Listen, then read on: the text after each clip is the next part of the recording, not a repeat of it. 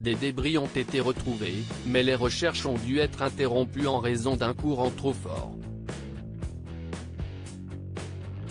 Dans les eaux des environs de Lavaux-sur-Loire, Loire-Atlantique, une roue et un morceau d'immatriculation d'un avion de tourisme ont été découverts, ce mardi 15 août, rapporte 20 minutes. À bord de l'engin au cœur d'un accident mortel, 3 passagers, Gérard Leclerc, 71 ans, journaliste sur CNOO passé par Europe 1 et France Télévisions.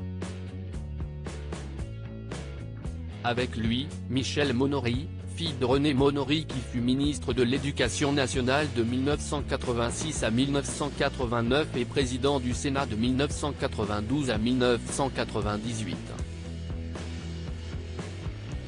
Quant à la troisième personne, son identité n'a pas encore été rendue publique. Aux commandes de l'appareil, Gérard Leclerc décolle de l'aérodrome de Loudun, dans la Vienne, vers 10h30 pour rejoindre La Baule, en Loire-Atlantique. Un voyage au cours duquel, l'avion perd soudainement de l'altitude.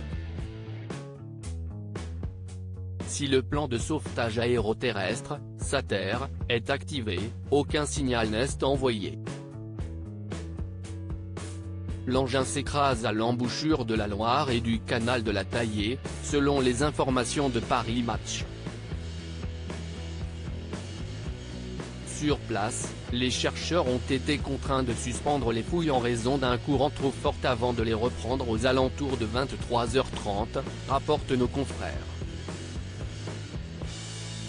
À l'heure actuelle et malgré les recherches, aucun corps n'a été retrouvé, indique le parquet de Saint-Nazaire, le soir du drame. Avant d'expliquer, les investigations sont rendues difficiles dans cette zone de marais. L'avion est immergé à 3 ou 4 mètres. Peu de temps après, une source proche du dossier explique que 2 corps ont été aperçus dans l'épave par des plongeurs ainsi que des éléments indiquant qu'il y avait une troisième personne à bord, rapporte 20 minutes. Paris Match confirme ce mercredi 16 août que la reconnaissance subaquatique aurait permis de repérer 2 victimes et qu'un corps est coincé dans le cockpit. Ces tragiques décès de personnalités qui ont déjà marqué l'année 2023. Pascal Praud, Laurence Ferrari et Evelyne Delia réagissent à la mort de Gérard Leclerc, une triste nouvelle à laquelle ont réagi plusieurs personnalités. Parmi elles, Pascal Praud. Sur son compte X, anciennement Twitter, l'animateur de CNOO rend hommage au demi-frère de Julien Clerc. Gérard Leclerc était un honnête homme. Il était aussi une belle personne. J'aimais son intelligence, son humour, sa distance. J'aimais notre complicité, j'aimais nos désaccords, j'aimais surtout qu'il soit présent sur le plateau. Gérard est indissociable à la réussite de notre programme sur CNOO. Avant de conclure, il était là le premier jour. Comme tous ceux qui l'ont connu, j'ai ce soir une peine immense. Je l'aimais beaucoup. Je pense à Julie, son épouse, note de la rédaction, à ses enfants, à Julien, à sa famille. Qu'il repose en paix.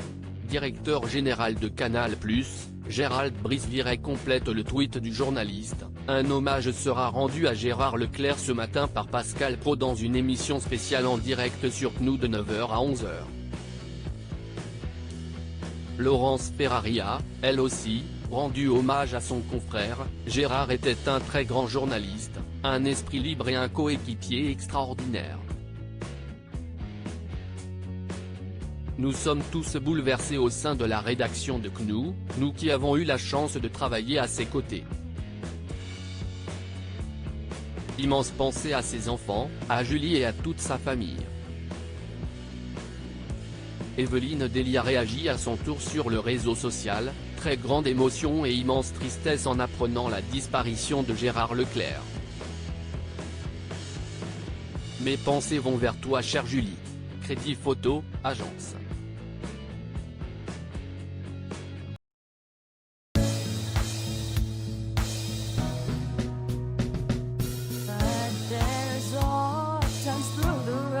Gonzalez.